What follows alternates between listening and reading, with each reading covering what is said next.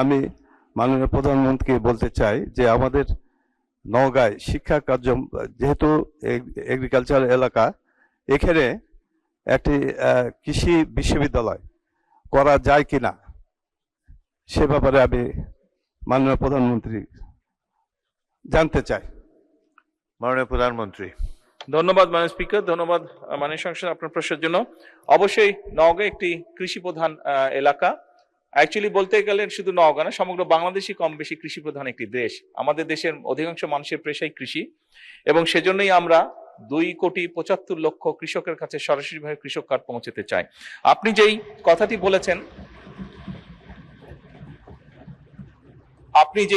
বলেছেন, আপনি আপনার অবস্থান থেকে আপনি যদি সরকারের কাছে একটি আমাদের সরকারের কাছে, শিক্ষা মন্ত্রণালয়ের কাছে বা কৃষি মন্ত্রণালয়ের কাছে যদি আপনি একটি আবেদন দেন এই উপলক্ষে, আমরা বিষয়টি অবশ্যই পর্যালোচনা করব এবং যদি সম্ভব হয় অবশ্যই সেখানে আমরা এই প্রতিষ্ঠানটি স্থাপন করব। ধন্যবাদ।